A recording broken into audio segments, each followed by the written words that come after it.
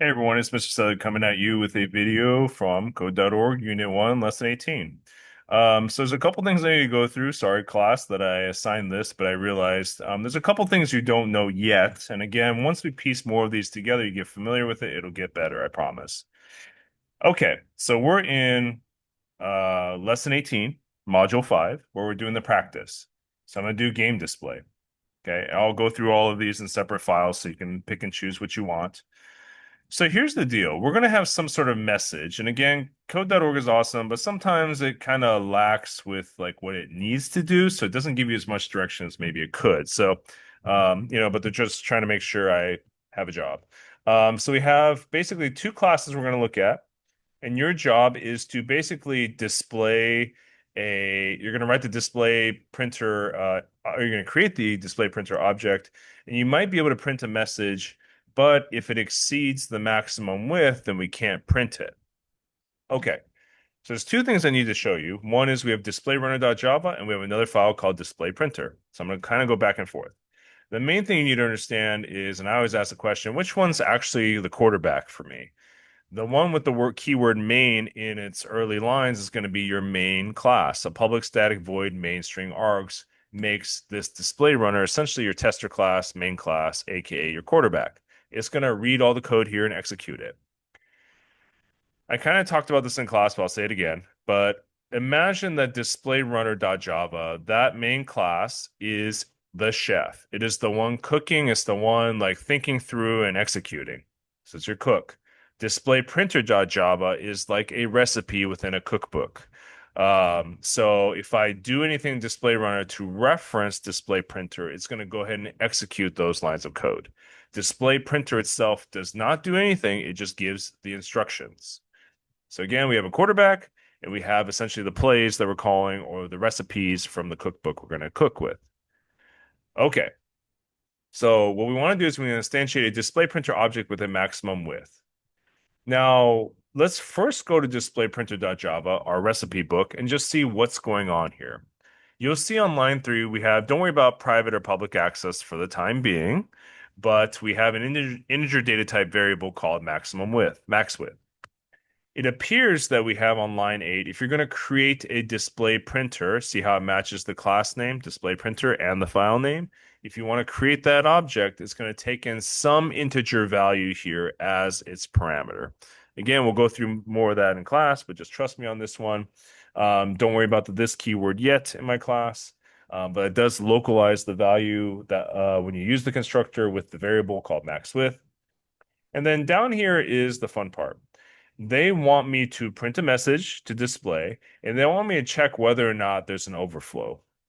And then we want to return true if the message can be printed without overflow, otherwise false.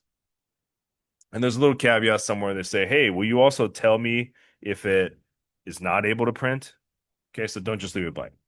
Here's the deal. This is called a method. The method name is print message. It takes into account some sort of value. We'll say hello, Patrick, and it's going to go ahead and do something with that string message, the text.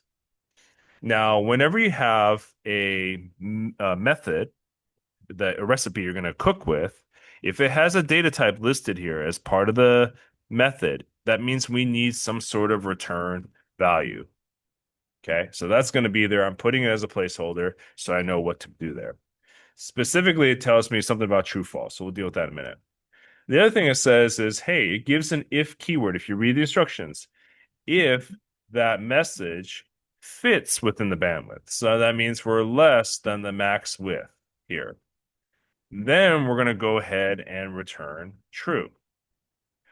Also, we need to go ahead and print whatever the heck that message was,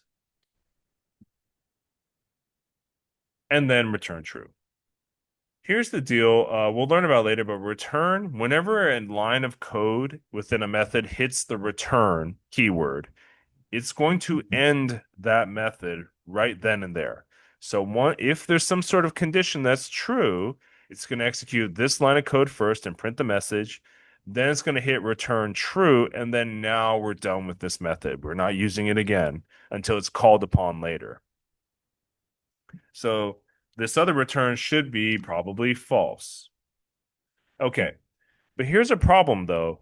Our friends at code.org said the attempt to print the message should be displayed regardless of whether or not the operation was successful. There's just one problem. If my message is within the max width, it's going to print the message. If it's not, right now it's not going to print anything. It's just returning false and getting the heck out of this method. So what I want to do is I want to change things up a bit, and I want to give this a choice. I want to say, hey, if the message is within bounds, within the restrictions, then I want you to print it, and that's it. Return true. But I also wanted to give it a choice. Well, if that's not the case, or else, right? If that's not true, then the else needs to be true, which is we're going to go ahead and print out something that says, something effective, bruh, I couldn't print this, right? Or whatever it is. Then we're going to return false.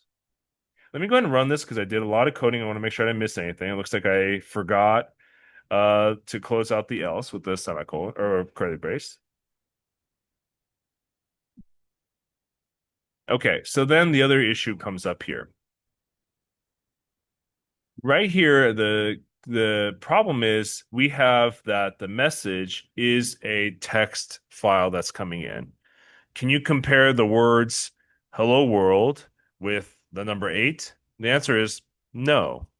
What you don't know yet that I'll teach later is because message is a text, you can actually attach this dot length parentheses, and that's going to give me how many letters is that word.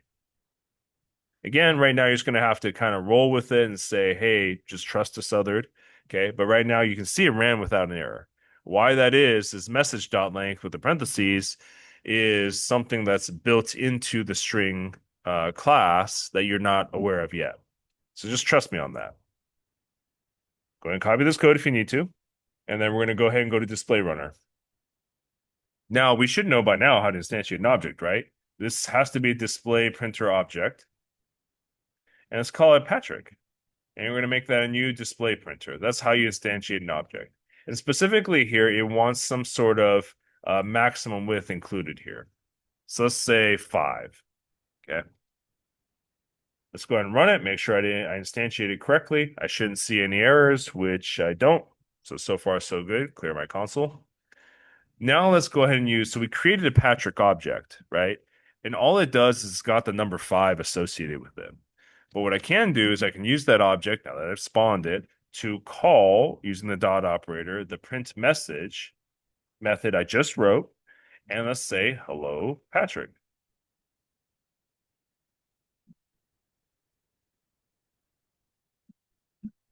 Now, what I'm thinking is right now, hello, Patrick is more than 5 letters, right?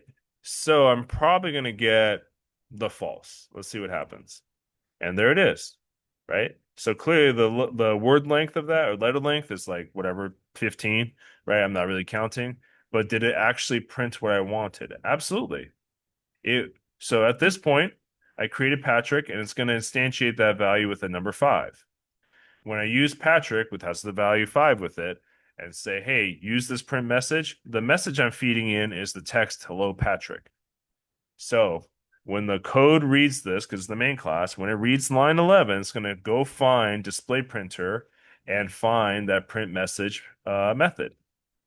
Print message says it's being executed, saying hello, Patrick is coming in.